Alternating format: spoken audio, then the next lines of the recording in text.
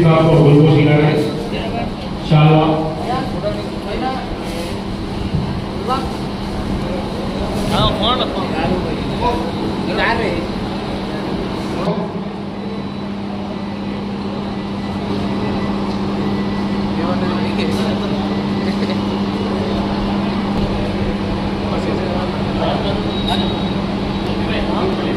General secretary Congress के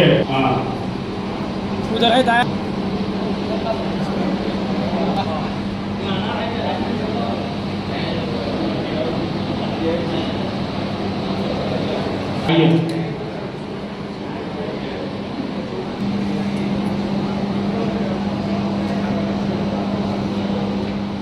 मुस्लिम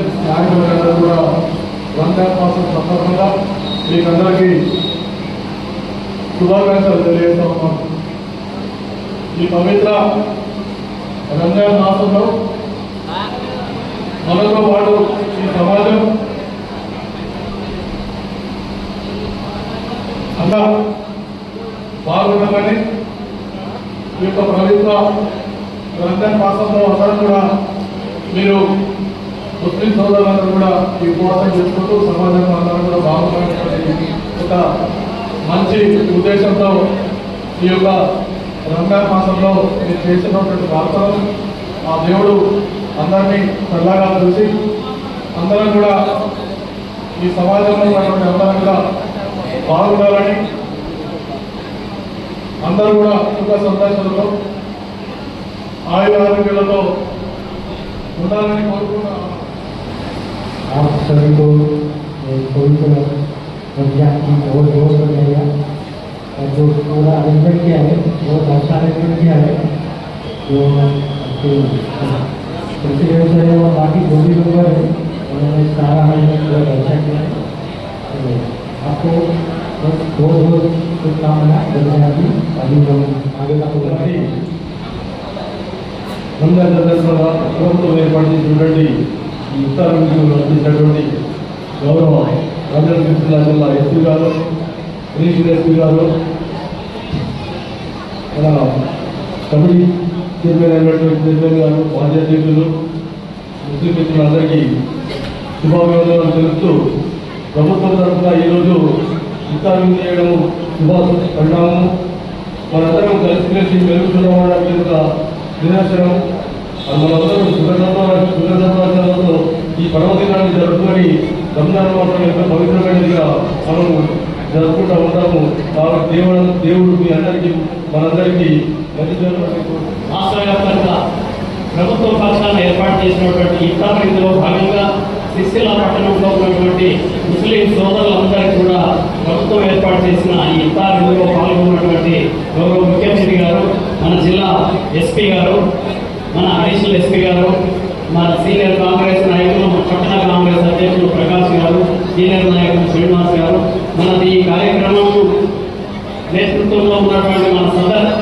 అధ్యక్షులు, మసీద్ కమిటీ అధ్యక్షులు, వారి ప్రధాన కార్యదర్శి గారు, వారి కార్యవర్గం రోజు ఒక నియమ నిష్ఠలతో అందరూ కూడా ఇఫ్తార్ కార్యక్రమాలు నిర్వహిస్తూ ఉన్నారు. ఈరోజు ప్రభుత్వం ఇచ్చినటువంటి ఇఫ్తార్ విందులో పాల్గొన్నటువంటి ముస్లిం నాయకులందరూ కూడా ఆ హృదయపూర్వక శుభాకాంక్షలు, ధన్యవాదాలు పేర్కొంటూ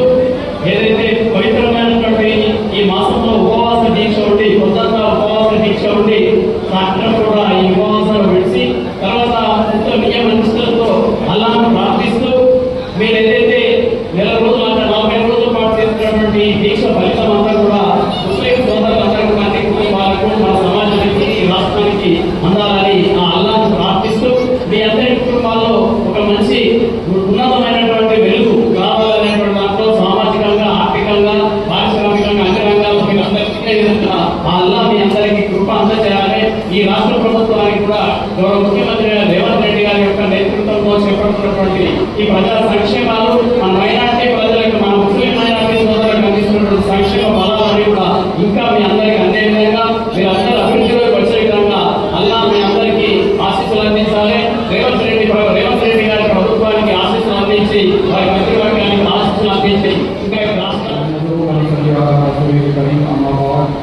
एक मरतबा दरूद पाक पढ़ी अल्लाहुम्मा सल्ली अला सय्यिदिना सय्यिदिना मौलाना मुहम्मद।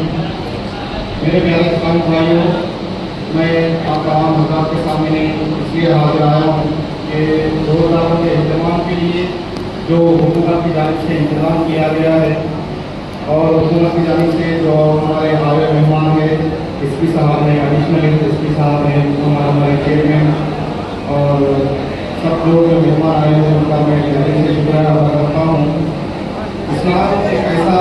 पाक मज़हब मुहज़्ज़ब है, इसमें हर इंसान के लिए तालीम का इंतज़ाम किया गया है और इस्लाम में कहने से ज़्यादा करने अमल करने पर तवज्जो दी गई है। तो मेरे प्यारे इस्लामी भाइयों, ये जो रोज़ा है, रोज़ा एक ऐसी इबादत है जिसकी बहुत बड़ी फजीलत आई है, जैसे कि आपको उलमाए किराम बयान फरमाते हैं।